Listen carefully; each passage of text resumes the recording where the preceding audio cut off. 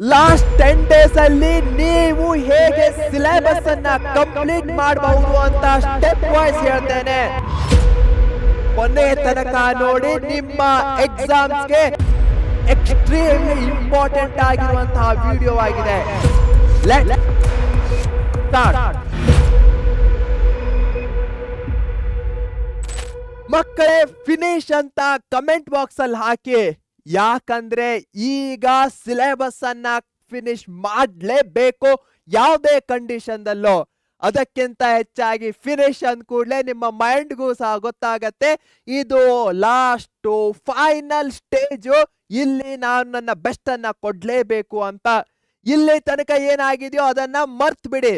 Preparatory exams ಚೆನ್ನಾಗಿಲ್ಲ, ನಾನು ಇನ್ನು ಓದಿಲ್ಲ, ಅವೆಲ್ಲ ಪಾಸ್ಟ್ ಟೆನ್ಸ್ ಅಲ್ಲೇ ಬಿಡೋಣ. ಈಗೇನಿದ್ರು ಪ್ರೆಸೆಂಟು ಫ್ಯೂಚರ್ ಟೆನ್ಸ್ ಮಾತು. ಹೀಗಿರ್ಬೇಕಾದ್ರೆ ನೆಕ್ಸ್ಟ್ 10 ಡೇಸ್ಗಳಲ್ಲಿ ನೀವು ಹೇಗೆ ಸಿಲೆಬಸ್ ಅನ್ನ ಕಂಪ್ಲೀಟ್ ಮಾಡಬಹುದು ಅಂತ ಸ್ಟೆಪ್ ವೈಸ್ ಹೇಳ್ತೇನೆ. ಬನ್ನಿ ಸ್ಟಾರ್ಟ್ ಮಾಡೋಣ. Stop panicking, start executing. Panic ಆದ್ರೆ ಏನೂ ಸಿಗಲ್ಲ. ಏನಾದ್ರೂ ಸಿಗತ್ತಾ ಪ್ಯಾನಿಕ್ ಆದ್ರೆ? ಹೆದರಿಕೆ ಆದ್ರೆ, ಭಯ ಪಟ್ಟರೆ ಏನೂ ಇಲ್ಲ. ನಮ್ಮ ಮೈಂಡಿಗೆ ಅಡಿಷನಲ್ ಪ್ರೆಷರ್ ಬರುತ್ತೆ.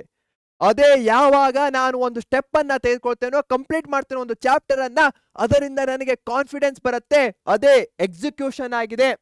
ನಿಮಗೆ 3 ಮಂತ್ಸ್ಗಳು ಬೇಕಾಗಿಲ್ಲ. ನಿಮಗೆ ಬೇಕಾಗಿರೋದು ಏನು? ಫೋಕಸ್ಸು.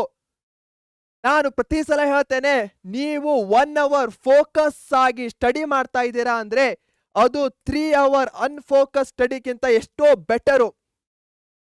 ಫೋಕಸ್ಡ್ ಅಂದ್ರೆ ಏನು?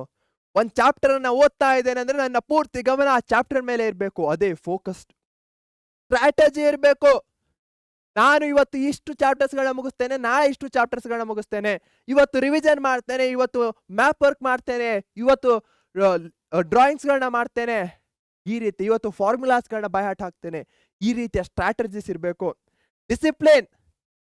ಜೀವನದಲ್ಲಿ ಡಿಸಿಪ್ಲಿನ್ ಇಲ್ಲ ಅಂದ್ರೆ ಏನೂ ಮಾಡ್ಲಿಕ್ಕೆ ಆಗಲ್ಲ. ಶಿಸ್ತು. ನಾನು ಇವತ್ತು 2 ತಾಸು ಓದ್ತೇನೆ ಅಂದ್ರೆ ಓದ್ಲೇಬೇಕು, ಅದು ಡಿಸಿಪ್ಲಿನು. ನಾನು ನಾಳೆ ಅದೇ ರಿಪೀಟ್ ಮಾಡಬೇಕು, ಇದು ಡಿಸಿಪ್ಲಿನು. ಪ್ರತಿಯೊಂದು ದಿನಾನೂ ಸಹ ನಿಮ್ಮ ಬೆಸ್ಟ್ ಅನ್ನ ಕೊಡಬೇಕು, ಅದು ಇಂಪಾರ್ಟೆಂಟ್ ಆಗತ್ತೆ. 10 ರೂತ್ಲೆಸ್ ಡೇಸ್. ಈ 10 ಡೇಸ್ ಅಲ್ಲಿ ನಿಮ್ಮ ಬೆಸ್ಟ್ ಅನ್ನ ಕೊಡಿ. ಏನು ಯೋಚನೆ ಮಾಡ್ಲಿಕ್ಕೆ ಹೋಗ್ಬೇಡಿ. ಈ 10 ಡೇಸು ನನ್ನ ಜೀವನದ ಅತ್ಯಂತ ಇಂಪಾರ್ಟೆಂಟ್ ಆಗಿರುವ 10 ಡೇಸ್ ಅಂತ ಟ್ರೀಟ್ ಮಾಡಿ. ಆ ಗೆಲುವು ನಿಮ್ದಾಗತ್ತೆ.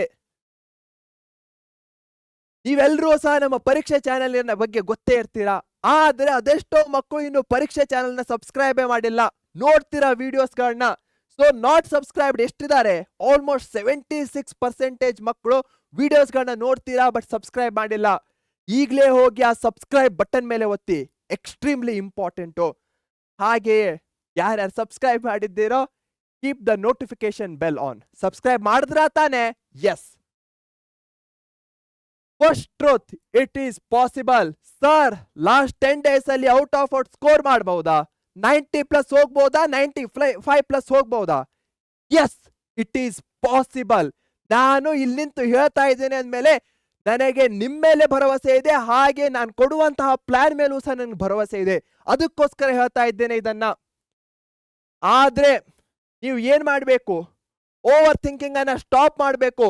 ಪರ್ಫೆಕ್ಷನಲಿಸಮ್, ಎಲ್ಲದರಲ್ಲೂ ಪರ್ಫೆಕ್ಟ್. ನಾನು ಎಕ್ಸಾಕ್ಟ್ಲಿ 9 ಗಂಟೆಗೆ ಓದ್ತೇನೆ, ಅದೇ 9 ಗಂಟೆ 2 ನಿಮಿಷ ಆಯ್ತು ಅಂದ್ರೆ ಏನು?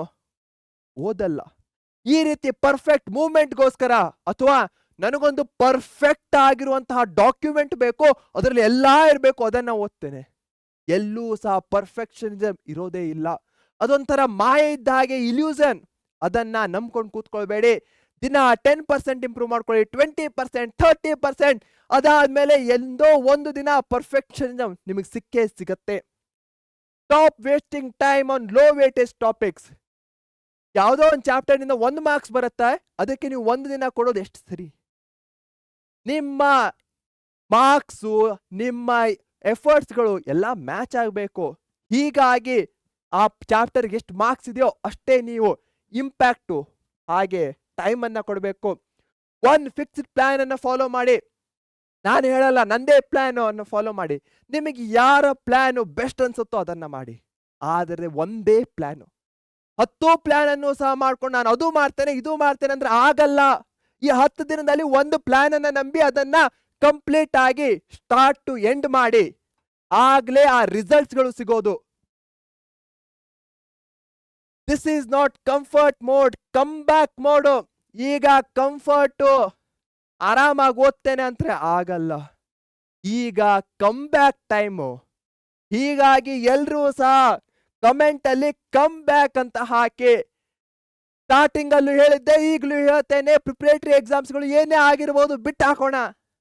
ನಾನು ಓದಿಲ್ಲ, ನಾನು ವೇಸ್ಟ್ ಮಾಡಿದೆ, ಅದು ಸಹ ಬಿಟ್ಟು ಹಾಕೋಣ. ಈಗ ನಾನು 10 ದಿನದಲ್ಲಿ ದಿ ಬಿಗ್ಗೆಸ್ಟ್ ಕಮ್ ಬ್ಯಾಕ್ ಮಾಡ್ತೇನೆ ಅಂತ ನೀವು ಡಿಸೈಡ್ ಮಾಡಿದ್ರೆ ಮಾಡ್ಲಿಕ್ಕೆ ಸಾಧ್ಯ. Let's do it together. So 10 day strategy ಏನು? ಡಿವೈಡ್ ಮಾಡಿ. ಏನನ್ನ ಡಿವೈಡ್ ಮಾಡಬೇಕು? ಚಾಪ್ಟರ್ಸ್ಗಳನ್ನ ಈಸಿ, ಡಿಫಿಕಲ್ಟು, ಹಾಗೆ ಮಿಡ್ಲು ಅಂತ ಡಿವೈಡ್ ಮಾಡಿ. ಯಾವ್ದು ಈಸಿ ಚಾಪ್ಟರ್ಸ್ಗಳಿವೆಯೋ, ಹೈ ಸ್ಕೋರಿಂಗ್ ಚಾಪ್ಟರ್ಸ್ಗಳಿವೆಯೋ ಅವುಗಳನ್ನ ಮೊದಲು ಮಾಡಿ, ಪ್ರಯೋರಿಟೈಸ್ ಮಾಡಿ. ನಿಮ್ಗೆ ಯಾವುದೋ ಒಂದು ಸಬ್ಜೆಕ್ಟ್ ಈಸಿ ಅನ್ಸಿದೆ ಅಂದ್ರೆ ಅದನ್ನ ಸ್ವಲ್ಪ ಲೇಟ್ ಆಗಿ ಇಟ್ಕೊಳ್ಳಿ. ಯಾವ್ದು ಡಿಫಿಕಲ್ಟ್ ಇದೆಯೋ, ಇಂಪಾರ್ಟೆಂಟ್ ಇದೆಯೋ ಅದನ್ನ ಪ್ರಯೋರಿಟೈಸ್ ಮೊದಲು ಮಾಡಿ. ಕಾಂಪ್ರೆಸ್. ನಮ್ಮ ಪರೀಕ್ಷಾ ಆಪ್ನಲ್ಲಿರುವಂತಹ ನೋಟ್ಸ್ಗಳು ಏನಾಗಿವೆ? ಕಾಂಪ್ರೆಸ್ಡ್ ಆಗಿವೆ, ಈಸಿ ಆಗಿವೆ, ಕ್ರಿಸ್ಪ್, ಶಾರ್ಟರ್. ಕಾಂಪ್ರೆಸ್ ಅಂದ್ರೆ ಶಾರ್ಟ್ ಆಗಿರುವಂತಹ ನೋಟ್ಸ್ಗಳು. ಕೀವರ್ಡ್ಸ್ ಗಳ ಟೈಮ್ ಈ ಮೂಮೆಂಟ್ ನಲ್ಲಿ ರಿವೈಸ್ ಮಾಡಲೇಬೇಕು, ಟೆಸ್ಟ್ ಮಾಡಲೇಬೇಕು.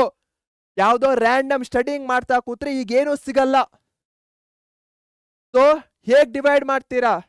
ಎಲ್ಲಾ ಚಾಪ್ಟರ್ಸ್ಗಳನ್ನ ಈಸಿ, ಮಾಡರೇಟು, ಡಿಫಿಕಲ್ಟು, ಸುಲಭ, ಕಷ್ಟ, ಮಧ್ಯಮ ಅಂತ ಡಿವೈಡ್ ಮಾಡ್ತೀರಾ.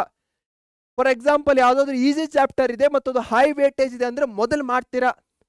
ಅದೇ ಡಿಫಿಕಲ್ಟು ಮತ್ತೆ ಲೋ ವೇಟೇಜ್ ಚಾಪ್ಟರ್ ಇತ್ತಂದ್ರೆ ಅದನ್ನ ಲಾಸ್ಟ್ ಅಲ್ಲಿ ಮಾಡ್ತೀರಾ. ಈ ಚಾಪ್ಟರ್ಸ್ ಗಳಿಂದ ಯಾವುದು ಫ್ರೀಕ್ವೆಂಟ್ಲಿ ಆಸ್ಕ್ಡ್, ರಿಪೀಟೆಡ್ಲಿ ಕೇಳಿದ್ದಾರೋ ಕ್ವಶನ್ಸ್ ಗಳನ್ನ ಅವುಗಳನ್ನ ಮಾಡ್ತೀರಾ. ಇಲ್ಲಿ ನಾವು ಯಾವ್ದ್ರ ಮೇಲೆ ಫೋಕಸ್ ಮಾಡಬೇಕು? ಇಂಪ್ಯಾಕ್ಟು. ಯಾವ ಇಂಪ್ಯಾಕ್ಟು? ಮಾರ್ಕ್ಸ್ ನ ಇಂಪ್ಯಾಕ್ಟು. ಬ್ಲೂ ಪ್ರಿಂಟ್ ಇದೆ, ಮಾಡೆಲ್ ಪೇಪರ್ಸ್ಗಳಿವೆ, ಪ್ರಿಪರೇಟರಿ ಪೇಪರ್ಸ್ಗಳಿವೆ. ಇವುಗಳನ್ನ ನಿಮಗೆ ಗೊತ್ತಾಗತ್ತೆ ಯಾವ ಚಾಪ್ಟರ್ ಇಂಪಾರ್ಟೆಂಟು ಅಂತ. So daily study structure 8 to 10 hours study ಮಾಡಲೇಬೇಕು ಮಿನಿಮಮ್. 3 ಬ್ಲಾಕ್ಸ್ಗಳನ್ನ ಡಿವೈಡ್ ಮಾಡಿದ್ದೇನೆ. ಫಸ್ಟ್ ಬ್ಲಾಕ್ 3 ಅವರ್ಸು ಕಾನ್ಸೆಪ್ಟ್ಸ್ಗಳನ್ನ ತಿಳ್ಕೊಳ್ಳೋದು. ಯಾವುದೋ ಒಂದು ಹೊಸ ಚಾಪ್ಟರ್ ಇರುತ್ತೆ, ಅರ್ಥ ಮಾಡ್ಕೊಳ್ಳೋದು, ಎಲ್ಲ ಓದೋದು ಅಂತ ಹೇಳ್ತೇವಲ್ಲ ಅದಿಲ್ ಬರುತ್ತೆ. ನೆಕ್ಸ್ಟ್ ಬ್ಲಾಕ್ 2 ಅಲ್ಲಿ 3 ಅವರ್ಸ್ ಪ್ರಾಕ್ಟೀಸ್ ಕ್ವಶನ್ಸ್ ಬರ್ತ್ ತೆಗೆಯೋದು. ಲಾಸ್ಟ್ ಬ್ಲಾಕ್ 3 ರಿವಿಷನ್ ಮಾಡೋದು, ರೈಟಿಂಗ್ ಮಾಡೋದು. ಇವೆಲ್ಲ ಇಲ್ಲೇ ಬರುವಂತಹದ್ದು. ಸೊ 15 to 20 ಮಿನಿಟ್ಸ್ ಬ್ರೇಕ್ಸ್ ಅನ್ನ ತೋಳ್ತಾ ಇರಿ. 1 ತಾಸು ಓದಾದ್ಮೇಲೆ, 2 ಅವರ್ ಓದಾದ್ಮೇಲೆ ಬ್ರೇಕ್ಸ್ಗಳು ವೆರಿ ಇಂಪಾರ್ಟೆಂಟ್. ಇಲ್ಲಾಂದ್ರೆ ಬರ್ನ್ಔಟ್ ಆಗ್ತೀರಾ. ಬಟ್ ಕಡಿಮೆ ಅಂದ್ರೂ ದಿನಕ್ಕೆ 10 ತಾಸಾದ್ರೂ ಓದ್ಲೇಬೇಕು ಈ 10 ದಿನಗಳಲ್ಲಿ. ಪ್ರಾಮಿಸ್ ಮಾಡಿ ಓದ್ತೇನೆ ಅಂತ. ಯಾಕಂದ್ರೆ ಈಗಿಲ್ಲ ಅಂದ್ರೆ ಯಾವತ್ತೂ ಇಲ್ಲ ಮಗು. This is your last moment to shine. ನಾವು ಬೇರೆಯವ್ರಿಗೋಸ್ಕರ ಓದೋದು ಬೇಡ, ನಮಗೋಸ್ಕರ ಓದೋಣ. ನಮ್ಮ ಬೆಸ್ಟ್ ಅನ್ನ ಕೊಡ್ಬೇಕು ಅಂತ ಓದೋಣ. ನಮಗೆ ಒಳ್ಳೆ ಕಾಲೇಜ್ ಸಿಗ್ಬೇಕು ಅಂತ ಓದೋಣ. ಸೊ ಹೇಗ್ ಓದ್ತೀರಾ ಒಂದು ಚಾಪ್ಟರ್ ಅನ್ನ? ಫಸ್ಟಿಗೆ 40 ನಿಮಿಷ ಕಾನ್ಸೆಪ್ಟ್ಸ್ಗಳನ್ನ ಅರ್ಥ ಮಾಡ್ಕೊಳ್ತೀರಾ ಏನೇನಿದೆ ಅಂತ. For example, second Carnatic war ಇದೆ ಅಂದ್ರೆ ಯಾರ್ಯಾರು ಬರ್ತಾ ಇದ್ದಾರೆ, ಪ್ಲೇಯರ್ಸ್ ಯಾರಿದ್ದಾರೆ, ಯಾವ ವರ್ಷದಲ್ಲಿ ಆಯ್ತು, ಏನಾಯ್ತು ಇವೆಂಟ್ಸ್ಗಳು ಅಂತ ಅರ್ಥ ಮಾಡ್ಕೊಳ್ತೀರಾ. ಅದಾದ್ಮೇಲೆ ಏನು ಟೆಕ್ಸ್ಟ್ ಬುಕ್ ನ ಕ್ವಶನ್ಸ್ ಗಳಿವೆ ಆ ಒಂದು ಕಾನ್ಸೆಪ್ಟ್ ನ ಮೇಲೆ ಅಂತ ಅಟೆಂಪ್ಟ್ ಮಾಡ್ತೀರಾ. ಪ್ರೀವಿಯಸ್ ಇಯರ್ ಕ್ವಶನ್ಸ್ ಗಳನ್ನ ನೋಡ್ತೀರಾ, ಯಾವ್ದಾವ್ದು ರಿಪೀಟ್ ಆಗಿದೆ ಅಂತ. ಅದಾದ್ಮೇಲೆ 3 and 4 ಮಾರ್ಕ್ಸ್ ಗಳನ್ನ ಬರ್ತ್ ತೆಗಿತೀರಾ. ಏನು ಅರ್ಥ ಆಗ್ತಾ ಇಲ್ಲ ಅಂದ್ರೆ ನೆಕ್ಸ್ಟ್ ಹೋಗಿ ಕಾಯ್ತಾ ಕೂತ್ಕೊಳ್ಬೇಡಿ. ಪರ್ಫೆಕ್ಟ್ ಮಾಡ್ತೇನೆ ಅಂದ್ರೆ ಎಂದೂ ಪರ್ಫೆಕ್ಟ್ ಆಗಲ್ಲ. ನಾವು ಬೆಸ್ಟ್ ಅನ್ನ ಕೊಡ್ಬೇಕಂದ್ರೆ ಯಾವುದು ಹೈ ವೇಟೇಜ್ ಇದೆಯೋ ಅದನ್ನ ಮೊದಲು ಮಾಡ್ತಾನೆ ಹೋಗ್ಬೇಕು. ಗೋಲ್ಡನ್ ರೂಲ್ 80-20 ಅಂದ್ರೆ ಏನು? 20% ಚಾಪ್ಟರ್ಸ್ ದಟ್ ಗಿವ್ 80% ಮಾರ್ಕ್ಸ್. ಒಂದು ಚಾಪ್ಟರ್ ಅಲ್ಲಿ ಎಲ್ಲವನ್ನೂ ಓದೋ ಅವಶ್ಯಕತೆ ಇರಲ್ಲ. ಅದರಲ್ಲಿ ಯಾವ್ದನ್ನ ಓದ್ಬೇಕು ಅಂತ ನಿಮ್ಗೆ ಗೊತ್ತಿರಬೇಕು. ಯಾಕಂದ್ರೆ ಒಂದು ಚಾಪ್ಟರ್ ನಲ್ಲಿ 100% ಅಂತ ತೆಗೆದ್ರು ಆ ಚಾಪ್ಟರ್ ನಲ್ಲಿರುವಂತಹ 20-30% ನಿಂದಲೇ ನಮ್ ಕ್ವಶನ್ಸ್ಗಳು ಬರುತ್ತೆ ರಿಪೀಟೆಡ್ ಆಗಿ. ಹೀಗಾಗಿ ಆ ಕ್ವಶನ್ಸ್ ಗಳನ್ನ ನೀವು PYQs ಗಳಿರ್ಬಹುದು, ಟೆಕ್ಸ್ಟ್ ಬುಕ್ ನ ಕ್ವಶನ್ ಅಂಡ್ ಆನ್ಸರ್ಸ್ ಗಳಿರ್ಬಹುದು, ಇಲ್ಲಿಂದ ಫೈಂಡ್ ಔಟ್ ಮಾಡಬಹುದು. ಯಾವುದೋ ಅಪ್ಲಿಕೇಶನ್ ಕ್ವಶನ್ ಬರುತ್ತೋ ಏನ್ ಮಾಡೋಣ, ಯಾವುದೋ ಒಂದು MCQ ಕ್ವಶನ್ ವೆರಿ ಡಿಫಿಕಲ್ಟ್ ಆಗಿತ್ತು ಅಂತ ಅದ್ರ ಹಿಂದನೆ ಹೋಗ್ತಾ ಕೂತ್ಕೊಳ್ಬೇಡಿ. ರೇರ್ ಕ್ವಶನ್ಸ್ ಗಳನ್ನ ಬಿಟ್ಟು ಹಾಕೋಣ. ಎಕ್ಸ್ಟ್ರೀಮ್ಲಿ ಡಿಫಿಕಲ್ಟ್, ಬಹಳಷ್ಟು ಎಷ್ಟು ಡಿಫಿಕಲ್ಟ್ ಆಗ್ತಾ ಇದೆ ಅಂದ್ರೆ 6 ಕ್ವಶನ್ಸ್ಗಳು ಬರುತ್ತೆ ಬಹಳಷ್ಟು ಚಾಪ್ಟರ್ಸ್ಗಳಲ್ಲಿ. ಅವುಗಳ ಮೇಲೆ ಫೋಕಸ್ ಮಾಡೋಣ. ಡೀಪ್ ಆಗಿ ಥಿಯರಿ ಆಗಿ ನಮ್ಗೇನು ಸಹ ರಿಸರ್ಚ್ ಪೇಪರ್ ಅನ್ನ ಪಬ್ಲಿಷ್ ಮಾಡೋದಿಲ್ಲ ಈ ಲಾಸ್ಟ್ 10 ಡೇಸ್ಗಳಲ್ಲಿ. ನಮ್ಗೆ ಅರ್ಥ ಮಾಡ್ಕೊಳ್ಬೇಕು, ಕೀವರ್ಡ್ಸ್ಗಳನ್ನ ನೆನಪಲ್ಲಿ ಇಟ್ಕೊಳ್ಬೇಕು. ಹೀಗಾಗಿ ಸಿಕ್ಕಾಪಟ್ಟೆ ಡೀಪ್ ಆಗಿ ಓದ್ತೇನೆ ಅನ್ನೋದು ಬೇಡ. ಫೋನ್ ಕಂಟ್ರೋಲ್ ಅನ್ನ ಮಾಡ್ಕೊಳ್ಳಿ ಈ 10 ಡೇಸ್ಗಳಲ್ಲಿ. ಇನ್ಸ್ಟಾಗ್ರಾಮ್ಸು, ಗೇಮ್ಸು, ರ್ಯಾಂಡಮ್ ಆಗಿರುವಂತಹ ಯೂಟ್ಯೂಬರ್ಸ್ಗಳನ್ನ ನೋಡಬೇಡಿ. ಪರೀಕ್ಷೆ ಚಾನಲ್ಲು ನಿಮಗೆ ನಾಲೆಜ್ ಅನ್ನ ಕೊಡ್ತಾ ಇದೆ, ಅದನ್ನ ನೋಡಿ. ಆದ್ರೆ ಬಹಳಷ್ಟು ಬಾರಿ ಮೊಬೈಲಿಗೆ ಬಂದಿರ್ತೀರಾ ಪರೀಕ್ಷೆಯನ್ನ ನೋಡ್ಬೇಕು ಅಂತ, ಕೊನೆಗೆ ಎಂಡಪ್ ಆಗ್ತೀರಾ ಎಲ್ಲಿ ಯಾವ್ದೋ ಶಾರ್ಟ್ಸ್ ಅನ್ನ ನೋಡ್ಲಿಕ್ಕೋ, ಯಾವ್ದೋ ಇನ್ಸ್ಟಾಗ್ರಾಮ್ ಸ್ಕ್ರೋಲ್ ಮಾಡ್ಲಿಕ್ಕೋ, ಗೇಮ್ಸ್ಗಳನ್ನ ಆಡ್ತೀವಿ. ಈ ರೀತಿ ಆಗೋದು ಬೇಡ. ಹೀಗಾಗಿ ಈ ಲಾಸ್ಟ್ 10 ಡೇಸ್ಗಳಲ್ಲಿ ಯಾವುದು ಬೇಡ. ಫೋನನ್ನ ಯಾವ್ದಕ್ಕೆ ಯೂಸ್ ಮಾಡ್ತೀರಾ? ವಿಡಿಯೋಸ್ಗಳನ್ನ ನೋಡ್ಲಿಕ್ಕೆ, ಡೌಟ್ ಸಾಲ್ವಿಂಗ್ ಮಾಡ್ಲಿಕ್ಕೆ, ಇದಕ್ಕೋಸ್ಕರ ಮಾತ್ರ ಯೂಸ್ ಮಾಡ್ತೀರಾ. ನೈಟ್ ರಿವಿಷನ್ ಏನ್ ಮಾಡ್ಬೇಕು? ಡೈಲಿ ಮಲ್ಗೋದಕ್ಕಿಂತ ಮುಂಚೆ ಫಾರ್ಮುಲಾಸು, ಡಯಾಗ್ರಾಮ್ಸು, ಡೆಫಿನೇಷನ್ಸ್ಗಳು ಇವೆಲ್ಲವನ್ನೂ ಸಹ ರಿಪೀಟ್ ಮಾಡಬೇಕು. ಮ್ಯಾಪ್ ವರ್ಕ್ ಇರ್ಬೋದು, ಅದನ್ನೂ ಸಹ. Recall without book. ಹೇಗೆ ಇವತ್ತು ನಾನು ಇದನ್ನು ಓದಿದ್ದೇನೆ ಅಂದ್ರೆ ಕಣ್ಣು ಮುಚ್ಕೊಂಡು ಕೀವರ್ಡ್ಸ್ಗಳನ್ನ ಬರೀರಿ, ಕಣ್ಣು ಮುಚ್ಕೊಂಡು ನೆನಪು ಮಾಡ್ಕೊಳ್ಳಿ ಏನೇನಿತ್ತು ಅಂತ. 6 to 7 hours ಮಲಗಲೇಬೇಕು. ಯಾಕಂದ್ರೆ ಎಷ್ಟು ಮಲಗ್ತಿರೋ ಅಷ್ಟೇ ನಿಮ್ಮ ಮೆಮೊರಿ ಸಹ ಸ್ಟ್ರಾಂಗ್ ಆಗತ್ತೆ. Mindset shift. ನೀವು ಹಿಂದಿಲ್ಲ, you are not behind, you are just starting late. ಸ್ವಲ್ಪ ಲೇಟ್ ಆಗಿ ಸ್ಟಾರ್ಟ್ ಮಾಡ್ತಾ ಇದ್ದೀರಾ ಅಷ್ಟೇ. So 10 focus days is any day greater than 60 distracted days ಆಗಿರುತ್ತೆ. Pressure creates diamonds. Very important. Diamond ಹೇಗಾಗತ್ತೆ? ಪ್ರೆಷರ್ ಇಂದ ಆಗತ್ತೆ, ಎಕ್ಸ್ಟ್ರೀಮ್ ಪ್ರೆಷರ್ ಇಂದ. ನೀವು ಸಹ ಅದೇ ರೀತಿಯ ಡೈಮಂಡ್ಸ್ಗಳು. ಎಕ್ಸ್ಟ್ರೀಮ್ ಪ್ರೆಷರ್ ಇಂದ ಈ ರೀತಿ ನೀವು ಶೈನ್ ಆಗ್ತೀರಾ ಅನ್ನೋ ಭರವಸೆ ನನಗಿದೆ. ನೀವೆಲ್ಲರೂ ಸಹ ಡೈಮಂಡ್ಸ್ಗಳೇ ನನಗೆ. ನೀವೇನಾದ್ರೂ ಲೋ ಫೀಲ್ ಆಗ್ತಾ ಇದ್ರೆ ರಿಮೆಂಬರ್, ಪ್ರಿಪರೇಟರಿ ಬೋರ್ಡ್ ಮಾರ್ಕ್ಸ್ಗಳು ಫೈನಲ್ ಎಕ್ಸಾಮ್ಸ್ಗೆ ಕೌಂಟ್ ಆಗಲ್ಲ. ಹಿಂದಿನ ಮಿಸ್ಟೇಕ್ಸ್ಗಳು ನಿಮ್ಮನ್ನ ಇಂದು ಡಿಫೈನ್ ಮಾಡಲ್ಲ. ನೆಕ್ಸ್ಟ್ 10 ಡೇಸ್ ಅಲ್ಲಿ ಏನ್ ಮಾಡ್ತೀರೋ ಅದು ನಿಮ್ಮನ್ನ ಡಿಫೈನ್ ಮಾಡತ್ತೆ. ಕಮ್ ಬ್ಯಾಕ್ ಸ್ಟೋರೀಸ್ ಇಂತಹದ್ದೇ ಆಗಿರುತ್ತೆ. ಆ ಕಮ್ ಬ್ಯಾಕ್ ಸ್ಟೋರೀಸ್ಗಳಲ್ಲಿ ನಿಮ್ದು ಸಹ ಒಂದು ಸ್ಟೋರಿ ಆಡ್ ಆಗ್ತಾ ಇದೆ. Your future self is watching. ಯಾರಿಗೋಸ್ಕರನೂ ಮಾಡೋದು ಬೇಡ.